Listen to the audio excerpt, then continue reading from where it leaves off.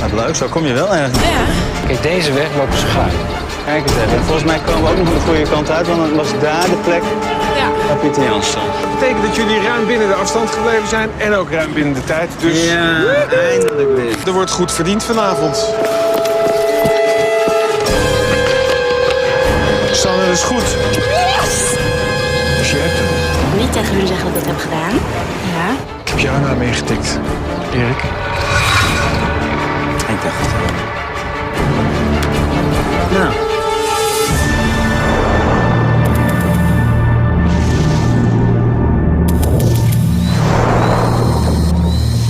Kim, Frits en Sanne zijn de taaie overlevers in de 10e serie Wie is de Mol. Zij zijn de finalisten.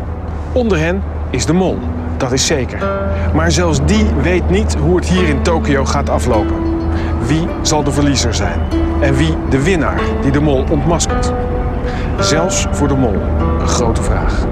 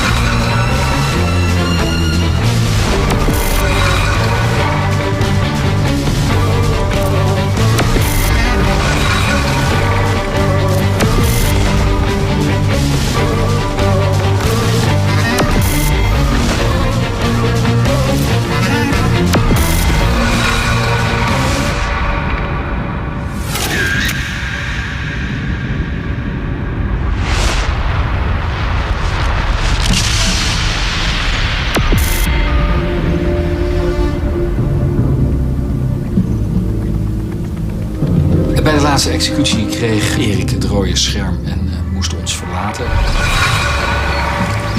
Ik dacht het wel. Nou, Jammer, jongen. goed gedaan. En ik moet eerlijk zeggen, tegen mijn verwachting in raakte ik daar toch licht geëmotioneerd van. Zet hem op, jongen. Doe je best. Ga doen. Omdat ik een vrijstelling had en daarna Frits een groen scherm kreeg, wist ik eigenlijk al dat Erik een rood scherm zou krijgen. Dat is weer even heftig.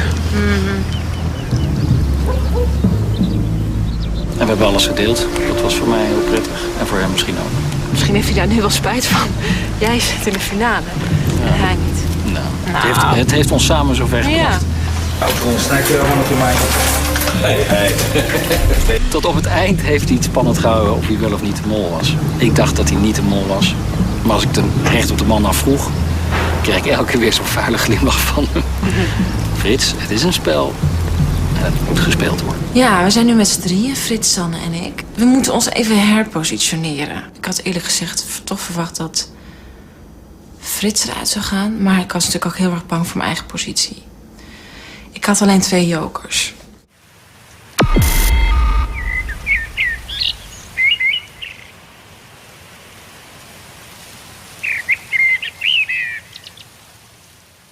Wie denk jij dat de mol is? Ik denk de laatste week denk ik dat Sanne de mol is.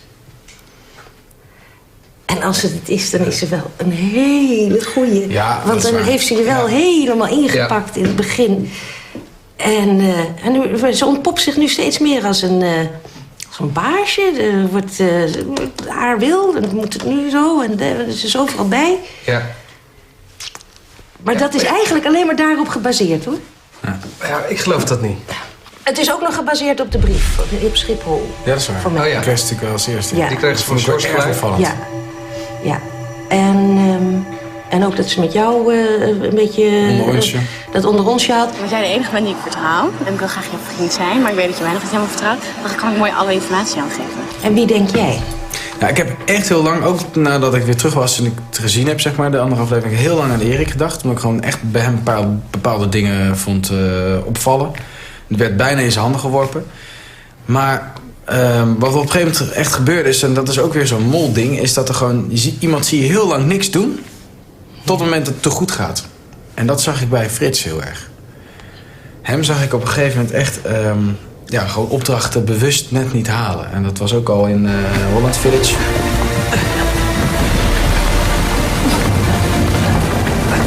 Dat Frits dan echt bewust kiest om als einde, als laatste daar in dat spel te maken, dat is gewoon een molactie. En dat hebben we gewoon iedereen heeft het erover gehad. Ja. Maar nooit bewust in het plaatje gemaakt. Dus ik denk dat dit het is. Ik denk dat Sanne de winnaar is. Dat Frits de mol is en Kim de verliezer. Ik was een beetje het duo met Kim. Hoeveel hebben jullie voor elkaar gepakt? Ja. Dus ja, die heb ik zo recht in de ogen gekeken. Als die het is, dan ben ik echt mijn vertrouwen in de mensheid verloren. Want die heb ik gewoon recht in de ogen aangekeken. En ik dacht van, nee, jij bent gewoon echt te vertrouwen. En ja, van Sanne en Frits. Ja, ik had Frits al vanaf het begin met Erik als een van mijn hoofdverdachten. Al zat ik meer op Erik dan op Frits. Maar Frits zou natuurlijk wel de ultieme mol zijn. Omdat hij gewoon... Ja, hij komt zo eerlijk en oprecht en zelfs een beetje vriendelijk, soms een beetje saai zelfs over. En als hij dan ondertussen de mol is, dan...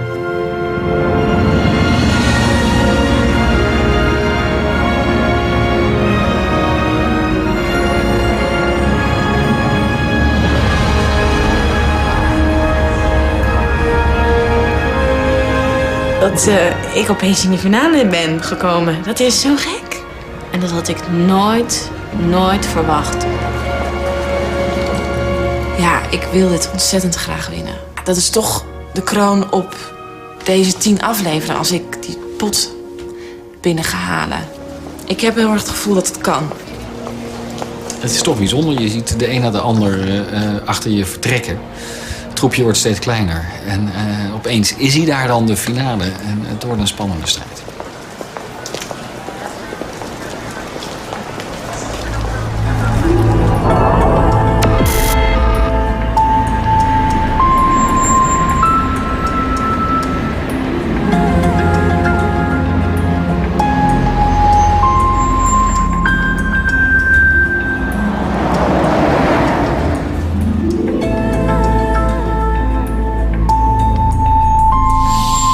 We kregen elke 1 minuut om elkaar vragen te stellen.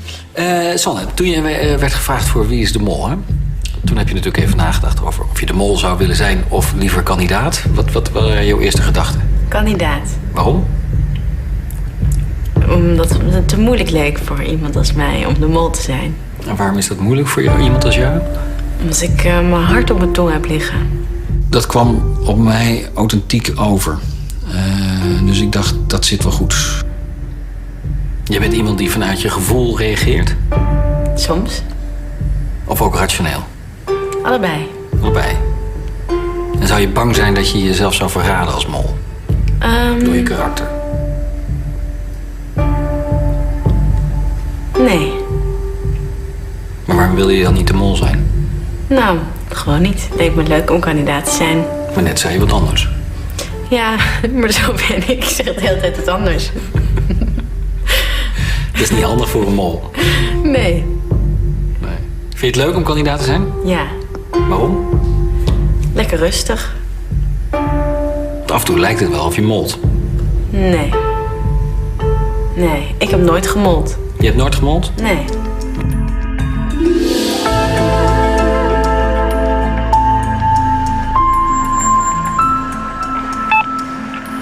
Dit is Pieter Jan. Ik wil graag dat de slimste van jullie drieën naar mij toe komt. Oh jee. En het ligt eraan in wat, hè? Ja. Dat is het probleem. Jij bent goed praktisch. De slimste. De slimste. Ik vind wel dat ik heel slim was hoe makkelijk ik die puzzel heb opgelost. En hoe goed ik die brancard in elkaar heb gezet. Maar ik ben weer heel erg slim in andere dingen. Ik wil eerst zeggen, ik vind dat Sanne... Je vindt Sanne slimmer? Nou, die heeft wel bij heel veel opdrachten is ze onverwacht slim uit de hoek gekomen. Ja, maar ook bij een aantal niet.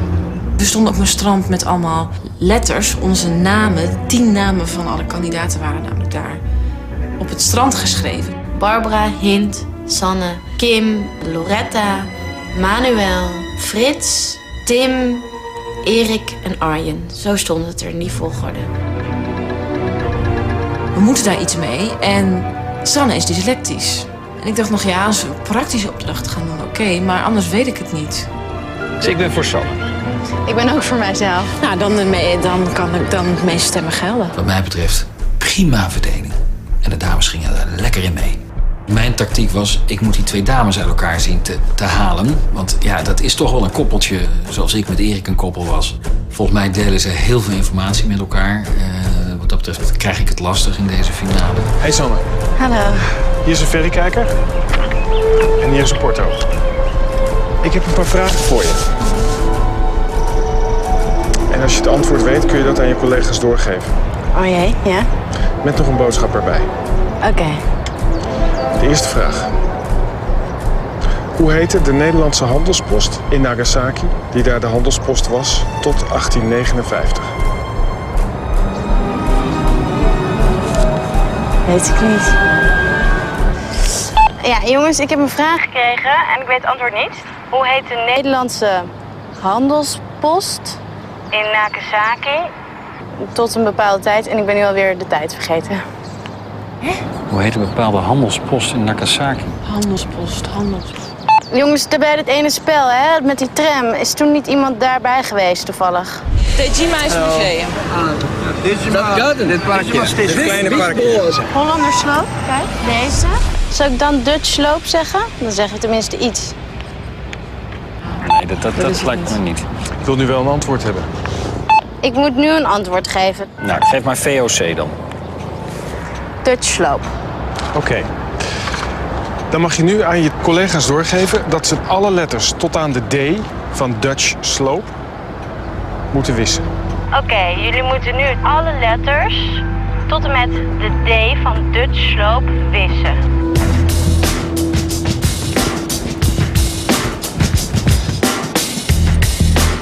Ik kon de Barbara helemaal wegvegen. Wat jammer dat dat nou zo'n lange naam was in het begin. En vervolgens stond er hint, dus we konden de H en I en de N ook wegvegen. Ik ga het met mijn voeten doen. Frits is dan heel precies. En met een scherp. En op een gegeven moment dacht ik, nou, hup, schoenen uit. Hup, met mijn voeten. Want dat gaat wat sneller. Want we moesten het gewist hebben als de volgende vraag weer zou komen. Vind jij het moeilijk om te liegen, Frits? Vanuit mijn karakter vind ik het heel moeilijk om te liegen. Maar het is wel een mooie ervaring. Vind je het leuk om te liegen? Soms wel, soms niet. Wanneer vond je het niet leuk om te liegen? Ja, dan moet ik even nagaan wat ik allemaal gelogen heb, want dat is best wel veel.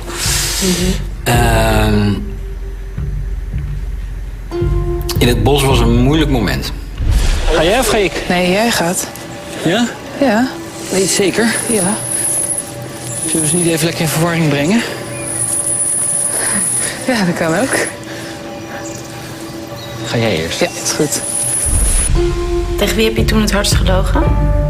Tegen de hele groep. Wie denk je dat de mol is? Dat is voor mij een weet en voor jou een vraag. Welke toren is 9 meter lager dan zijn replica in Tokio? De Eiffeltoren. Nu moeten jullie door gaan vegen tot en met de eerste E die tegenkomt. Oh, hoezo? We hadden Barbara, Hint. Daar hadden we D laten staan, toen kwam Sanne. Dus van mij moest S, A en N weg. En de E lieten we staan. Want de letters die overblijven, dat wordt denk ik, neem ik aan, een woord. We zijn nu jouw naam aan het wissen. Tot de laatste N, zeg maar. Vind je het moeilijk om te liegen?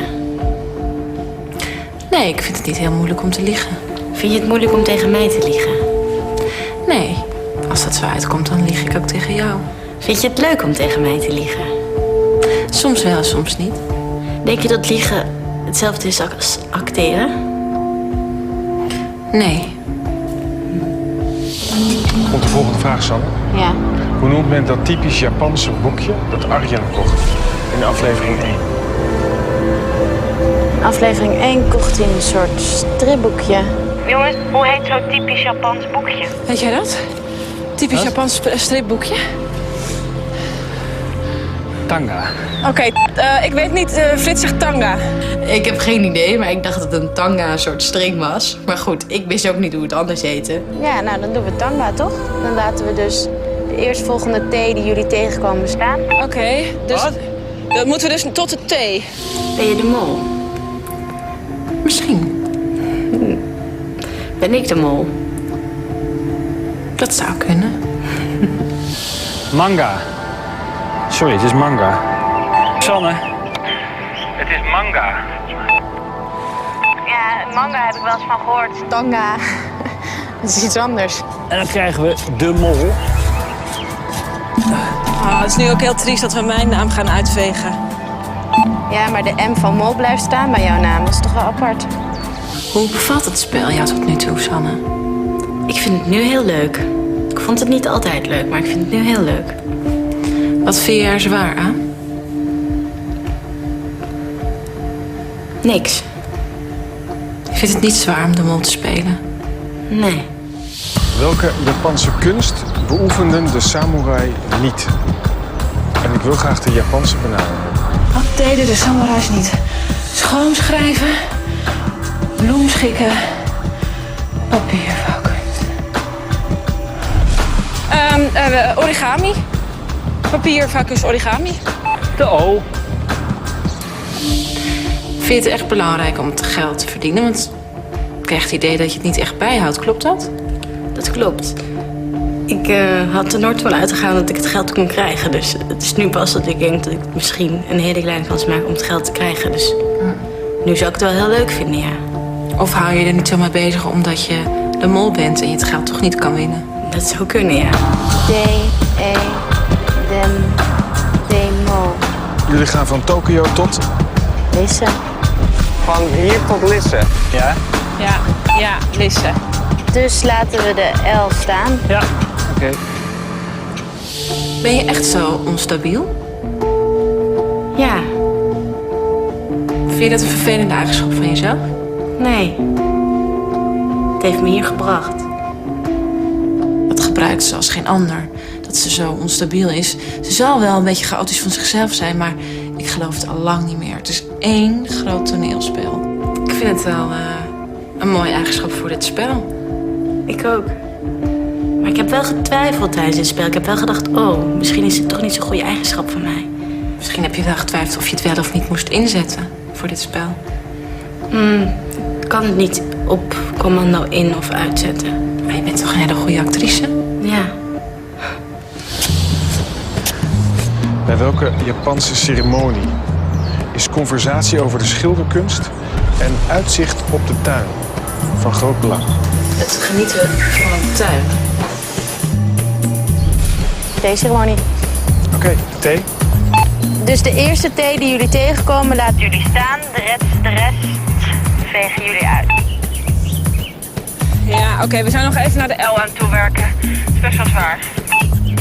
Waarom reageer je altijd zo secundair als er geen geld gewonnen wordt voor de pot? Vind je dat ik secundair reageer? Ja? Nou, dat vind ik niet. Ik ben wel meteen aan het denken, altijd na een opdracht.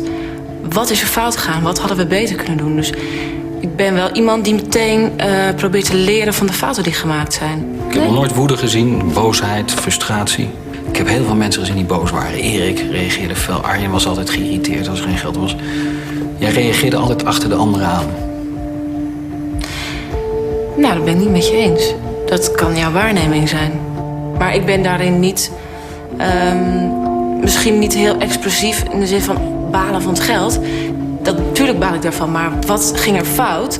En bij wie ging het fout? Want ik ben ook bezig om een mol te vinden. En waar moet ik op gaan letten? En wat kunnen we beter doen? Nou, dat is nou typisch molgedrag. Berekenend bezig zijn en niet je emoties op zo'n moment laten spreken. Als er weer 2.000, 3.000 euro niet in die pot komt, dan baal je daar gewoon van als kandidaat. En dat laat je even zien, altijd. Al is het maar in een fractie van een seconde. Kim gaat dan nadenken over wat is er allemaal precies gebeurd. Ja, nee, Kim. Dat geloven we niet. Jongens, hoe heet de traditionele stoofschotel? die rond Sendai bereid wordt. Oh, wat ze voor ons gemaakt hebben. Toen in die huisjes. Ik heb geen idee, Frits ook niet. Het was een stoofschotel. Nee, ik weet alleen dat het een stookschotel was. Zeg maar Suzuki. Ja, laten we dat maar doen. We moeten iets doen. Of niet? Wacht even hoor. We hebben nu de mol. En dan hebben we een T. Nee, dat is niet goed.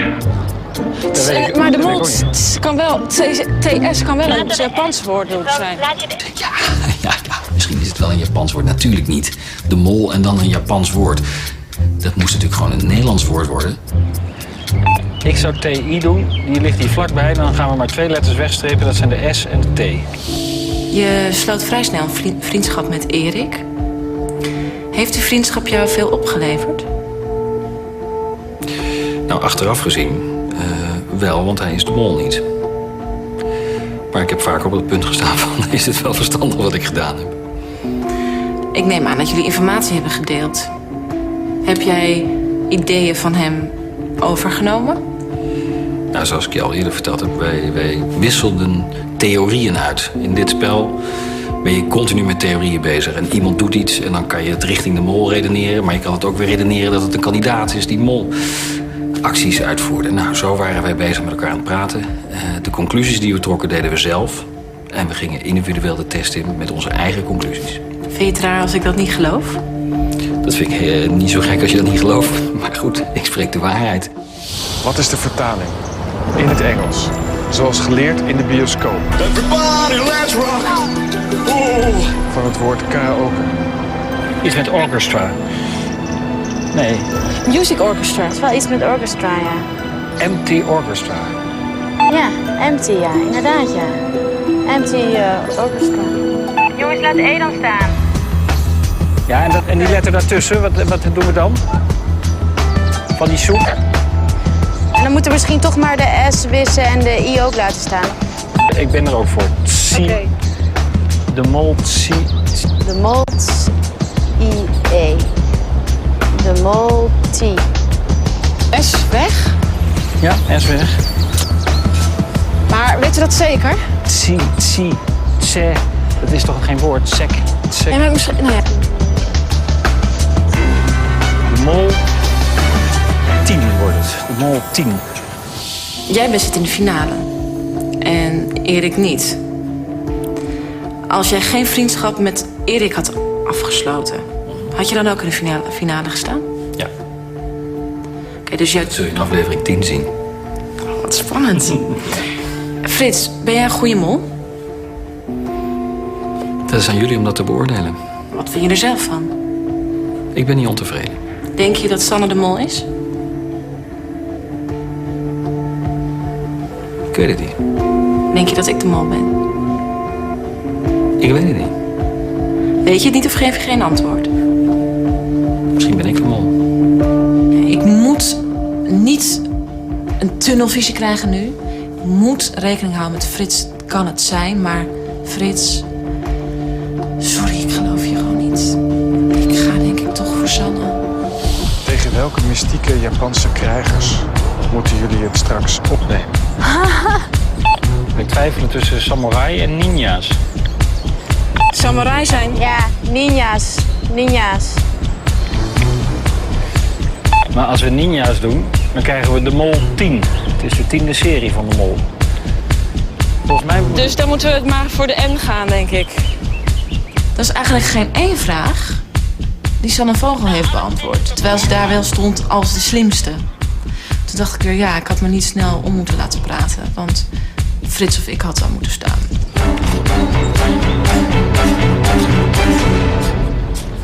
Ik ga nu het antwoord geven. De mol 10. Zeker weten. Ja. Oké. Al met al, de juiste oplossing. Ja. De mol 10. Ja. €2000 te verdienen met deze opdracht. Dankjewel. En volgens mij zit er nu €15.900 in de pot. En we hebben nog steeds die openstaande vraag of Karel van der Graaf het bij het rechte eind had. Frits Sissing is de mol. Als dat klopt, verdwijnt er €3000 uit de pot. Maar dat blijkt pas in aflevering 10. Als dat niet klopt, komt er €3000 bij.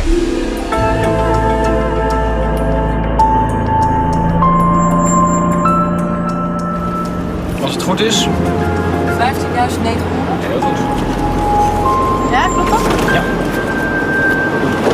En hoeveel krijgen we erbij als jij niet de mol bent? 3000.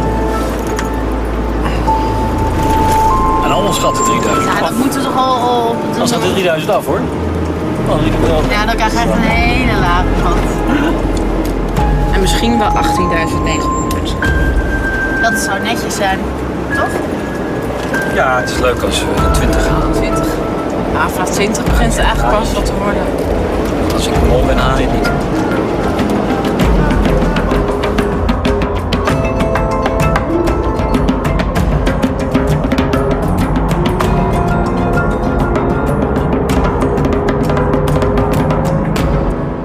Ik ben vriend geraakt met Sanne en ik denk dat dat een voordeel is voor mij straks bij de test. Ik weet dingen van Sanne. Dingen die ze vooral de eerste helft van het programma mij heeft verteld. Toen ze nog een soort van semi het allemaal niet snapte, heb ik toch dingen bij haar los kunnen peuteren. Nu op het einde wordt ze alerter en laat ze niet meer alles los. Maar ik weet zeker meer van Sanne dan Frits. Dus ik heb denk ik voordeel bij de test. Daar ga ik wel van uit.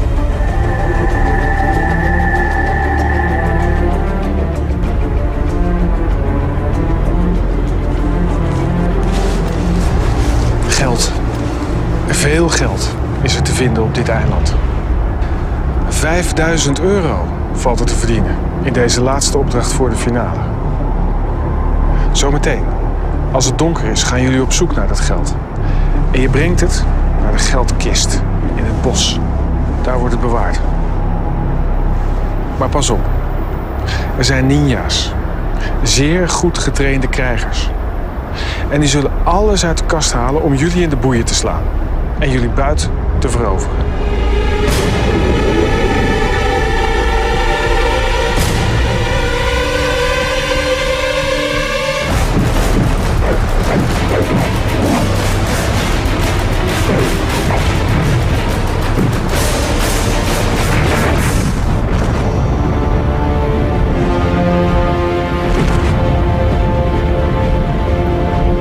We kregen allemaal een laserpak aan met een lasergun. De ninja's hadden dat ook aan. Wij konden de ninja's doodschieten daarmee. Dan gingen ze uit het spel.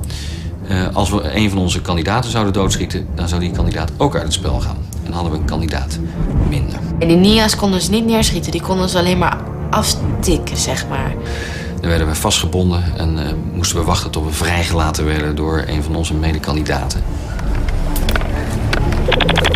Pas op, nu zie je niet gaan schieten als je nog niemand ziet. Nee, je kan zoveel mogelijk Hij is nog lang niet dichtbij. Wacht even hoor, even kijken. Waar zou Ik zie niks. Zullen we naar die hoek? Daar gaan we die trap. Waar zijn de lichtjes? Zullen we zo meteen... Oh jongens, ik vind het echt fucking eng.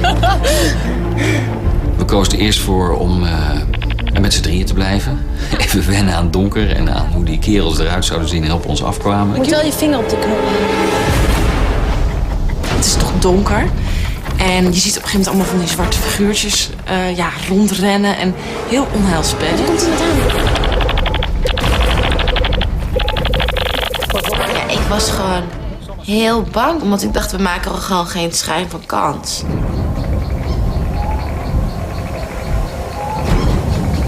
Ik zie een lampje aan, jongens. Hier beneden. Ja, oh ja, daar. Ja. Er waren 14 lampionnetjes en onder elk lampionnetje zat geld. Op het moment dat ze gingen branden, konden we daarheen en daar lag geld verstopt. Dat geld moesten we pakken en terugbrengen naar de pot die in het bos stond. Maar dat geld lag er pas onder als het lampionnetje aanging. Heb je hem? Ja. Oké, dan moet Hier zit er één, hier zit er één.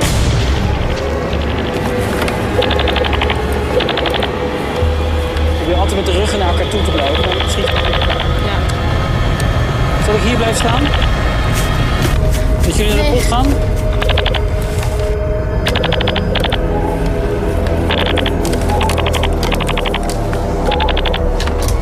Ja, zit erin. Oké, Terug naar het veld. Wat staat erin? 1000. Oh, dat is goed. Dan kijken of er weer een lampionnetje aan is. Dit met z'n drieën doen vind ik wel slim. Ja, ik zie een lampje.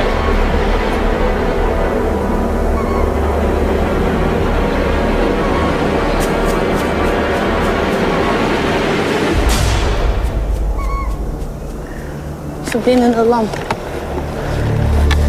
Ik hou deze positie. Zag je een brandslag maken? Ik hoop niet dat die 1000 euro eruit gejat is. Is de andere nog erin? Nee, het is eruit. Echt? Het is gewoon eruit, Frits. Het is er alweer uit. Ja, dat is toch niet eerlijk? Waar we niet goed bij na hadden gedacht, was dat op het moment dat we de pot alleen lieten, dat er natuurlijk ook ninja's het geld uit de pot konden stelen. Die eerste 1000 euro die waren alweer uit de pot gejat door die ninja's. Ja, toen moesten we wel opsplitsen. Dus 1 iemand die bij de pot bleef. En 2 die het veld ingingen om geld op te halen. Wat wil je, Sanne? Wil je hier blijven of wil je mee? Nee, ik wil liever mee. Ja. Maar blijft iemand anders Onze hier? beurt, onze beurt. Oké, maar ik vind het wel eng. Ik heb weer een lichtje, ik zie weer een licht. Ja, waar? Daar, hier vlak voor ons. Wat? Of ben jij dat? Nee, wij zijn in het veld. Dat is een ninja. Waar? Links van je. Oh, ik vind het eng.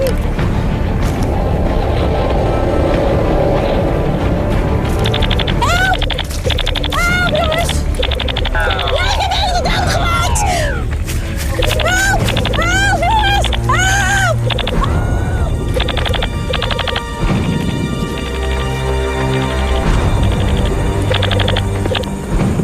Ja, daar pakt hij, daar gaat er een. Volgens mij wel eens niet. Oh mijn god. Oeh. Ik heb er eentje doodgemaakt. Goed zo. Hier links, pas op links, wat daar zit. Ben je niet gevangen? Nee, ik ben niet gevangen. Is de pot open? Houd het in de gaten, houd het in de gaten. Ja, daar liep er eentje, maar ik heb er eentje doodgemaakt. Goed. Je hebt er eentje doodgemaakt? Ja, heb je wat in de pot gegooid? Ja, 250. Oké. Zal ik blijven even? We moesten zorgen dat er 1 iemand bij die pot bleef. En daarin hebben we een beetje geswitcht. Sanne vond dat heel eng. En ik moet zeggen, het begin vond ik het ook heel eng. Het is toch donker. Ja, goed, ik sta nog op wacht. Daar loopt er weer een. Waar? Boven? Moet ook een beetje achter ons kijken. Daar rent er, hier, daar rent er. Ik ga het kind pakken. Hij gaat naar de pot. Kinderen, komt erop! Waar?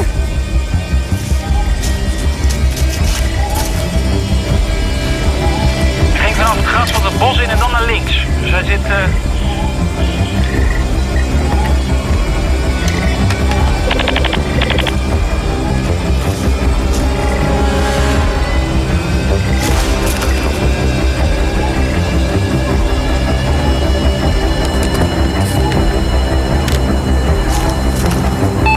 Jongens, kom op. Waar zijn jullie?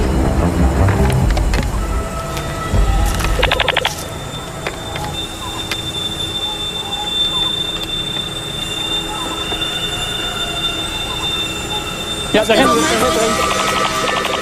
Komt er aan jouw kant op het bos in, van links, vanuit ons gezien. Komen jullie nog terug? Daar is een lampionnetje aan, midden op het veld. Ik ga nu op links, want jij loopt naar rechts dus buiten.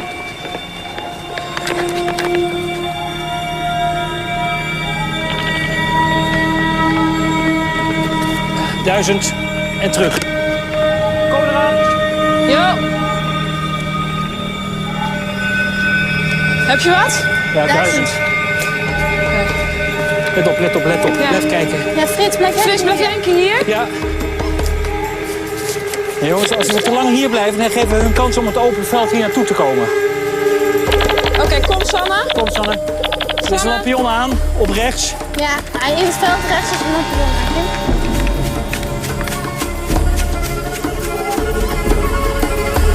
Kim, laten we even naar deze kant gaan, het donker in. Frits, er komt een aan.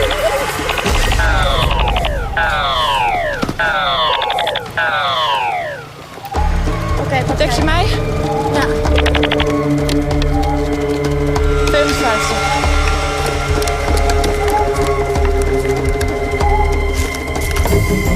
Ik zie een lampion aan. Ja, ik ook. Doe jij hier links in de gaten, dat zit er één hoor.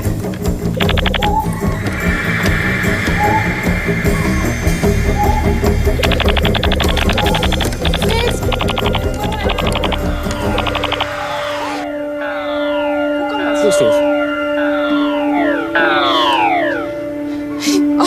het nou? Ik zit daar op te schieten, dat kan niet.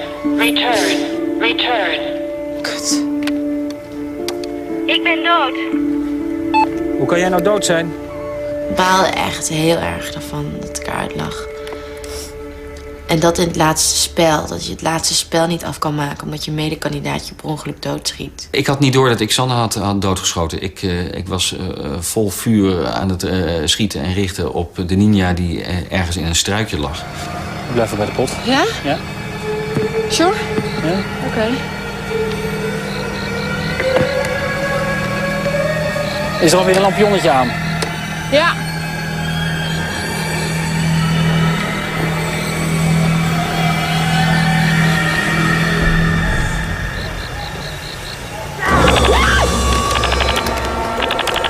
Schiet hem dood! Schiet hem dood! Goed zo! Komt er nog één! Komt er nog één!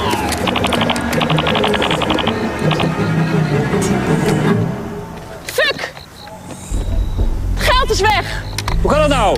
Ja, dat weet ik niet. Hij heeft het gepakt, denk ik.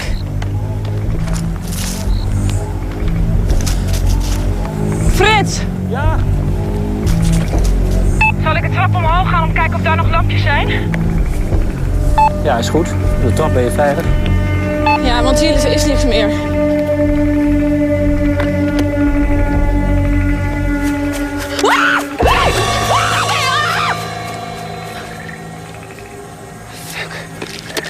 Heb je hem doodgeschoten? Nee. Frits, ik zit vast. Ik hoor je. Hey, kom je mij even bevrijden? Ja, het enige is natuurlijk dat we dan de pot alleen laten. Ja, dat is natuurlijk even een risico wat we hier nu gaan nemen. Kim gilde natuurlijk van Frits, je moet me komen bevrijden. Dan kan ik weer meedoen aan het spel. Er zat al ruim 2.500 euro in die pot.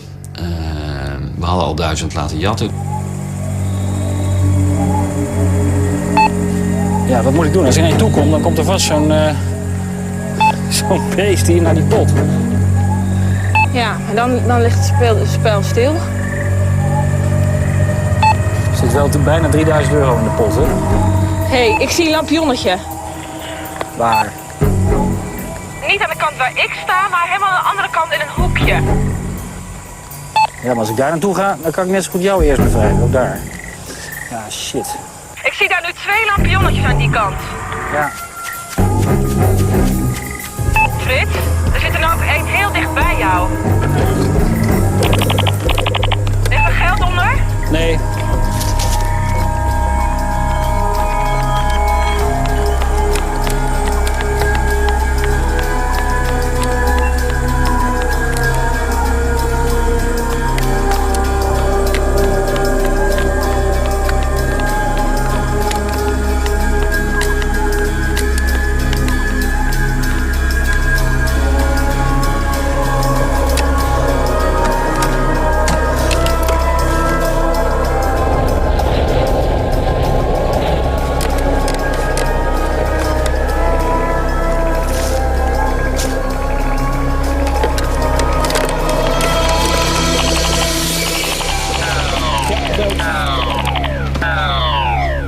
Weer één dood.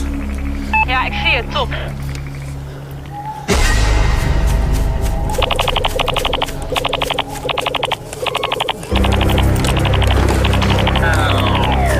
Volgende dood.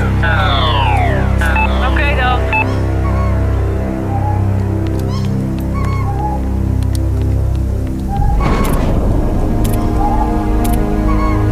Pak mij dan ook. Ja, je bent nu halverwege, pak mij dan ook. Ik heb voor het geld gekozen.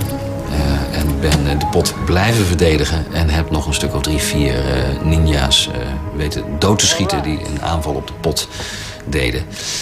Ja, en daardoor hebben we gelukkig deze opdracht met 3050 euro weten af te ronden. Oké dan.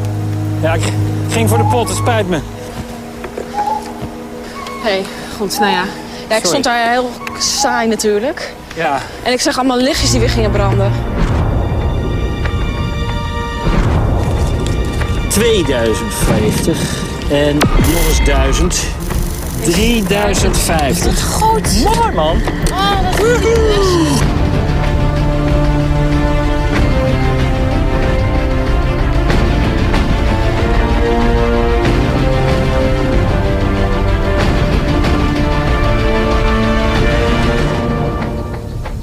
We hebben wel mooi 3000 euro. Ruim 3000 euro. Meer, toch?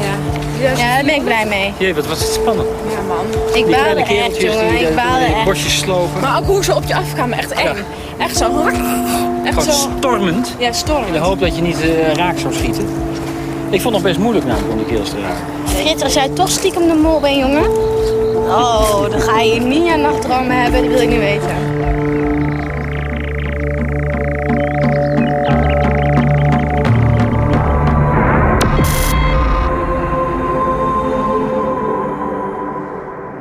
Ja, ik ben heel zeker van dat Kim de mol is.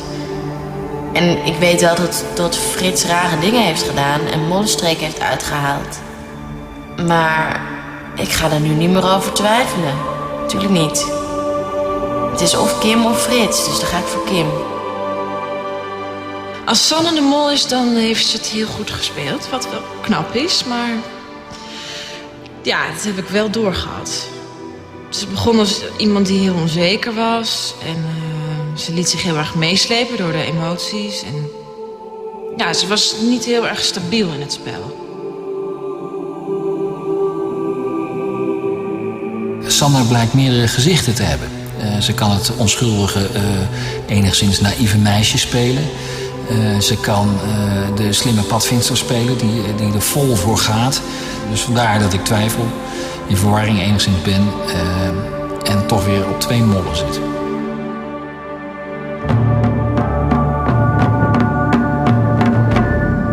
Frits verdedigde tot zijn laatste snik de geldkist tegen de ninja-schimmen. En verdiende daarmee op de valreep 3000 euro voor de pot. Die nu op bijna 19.000 euro staat. Daar kan nog 3000 euro bij komen als de voorspelling van Karel en Angela in aflevering 3 niet blijkt te kloppen. En nu de beslissende test, die een winnaar zal opleveren van Wie is de Mol 2010. Het is tijd voor de allerlaatste test. Met dit keer 40 vragen over de identiteit en de rol van de mol in alle opdrachten tot nu toe. Degene die deze test het best maakt, is de winnaar van Wie is de Mol 2010. De laatste beslissende test. Jullie kunnen beginnen.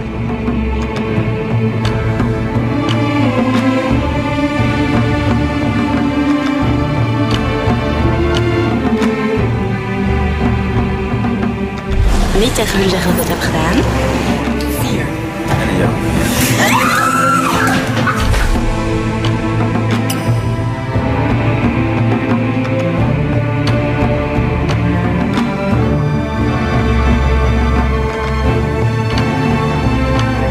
Hoeveel hebben jullie voor elkaar gepakt? Ik heb er geen 1.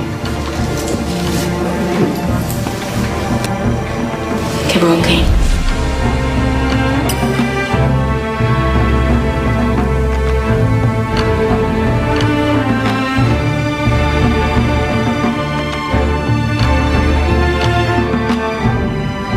Sanne, dat is goed. Yes!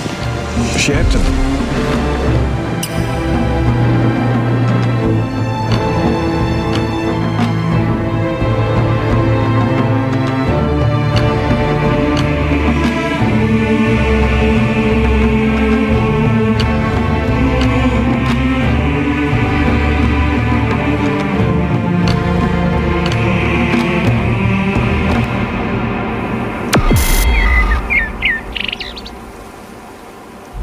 Ik persoonlijk denk dat Sanne de mol is, maar hoe denk jij daarover?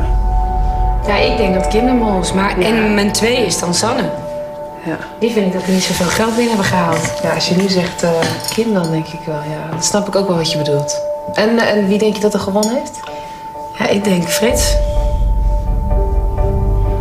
Maar volgens mij zat Frits vanaf het begin op die 2. En heeft hij langzaam daar naartoe gewerkt. Mijn idee gaat dan meer uit naar een naïeve persoon. Een naïef persoon zoals Sanne. Die zich wat... Jij denkt gewoon dat Sanne de mol was? Ja, en Sanne die stelde zich af en toe niet al te bijster slim op. En was af en toe redelijk emotioneel. Ze was constant wisselend in haar naar humeurs. En ik had zoiets van, nou, dat klopt niet, weet je wel. Het is een hele goede actrice. En Kim, weet je, die was gewoon regelmatig zenuwachtig. Dat was altijd dit. Maar als je... Wie denk je wel wat gewonnen heeft? Jeetje. Jij denkt dat Sanne de mol is, dus dan moet... Dat denk je dat Frits heeft gewonnen. Ja, Frits is wel heel rustig. Waarom Kim dan niet? Nou, ik vond Kim te hysterisch. Ik vind van Frits veel rustiger en meer wel overwogen met dingen. Nou, dan zijn we eruit. Ja, hè? Nou, Frits heeft gewonnen. Wij niet. Wij niet.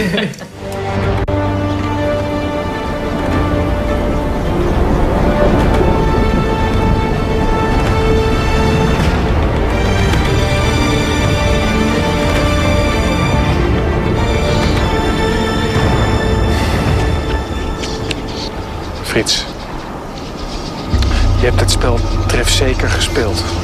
Vanaf het begin. Je hebt zelfs de groepsstrategie bepaald.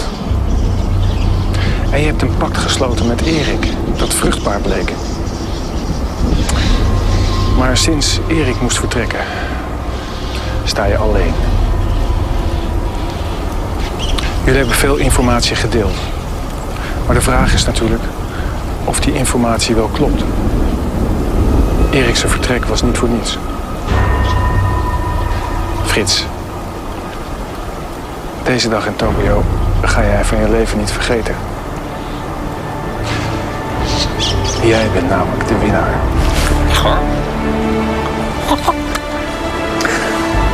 Van de pot. Dat meen je niet. Van 22.000 euro. Van wie is het? 2010. Van harte, collega. Jeez, ik had niet gedacht. Yes. Kom naast me staan.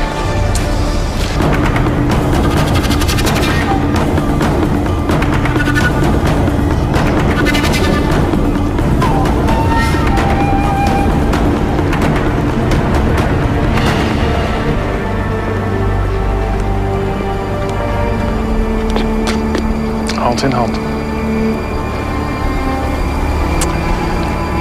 Kim, jij wilt winnen. Je hebt het spel slim gespeeld. Fanatiek ook. Je hebt vertrouwen gewonnen. Je hebt leiderschap getoond. En je hebt veel verdachte opdrachten op jouw naam gebracht. Dat doet een slimme kandidaat. Dat doet een gehaaide mol.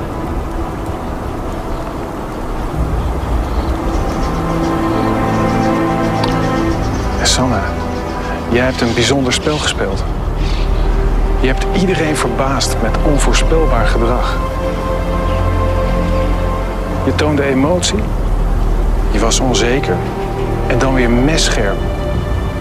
Je verbaasde de groep met je inzicht. Allemaal kwaliteiten voor een supermol.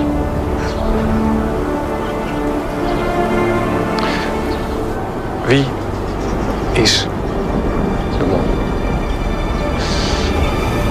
Dat ziet u volgende week.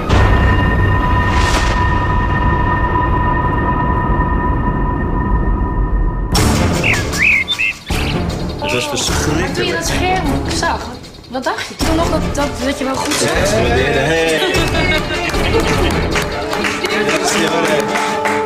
Eén van jullie is de verliezer. Eén van jullie is de mol. Wie is de mol?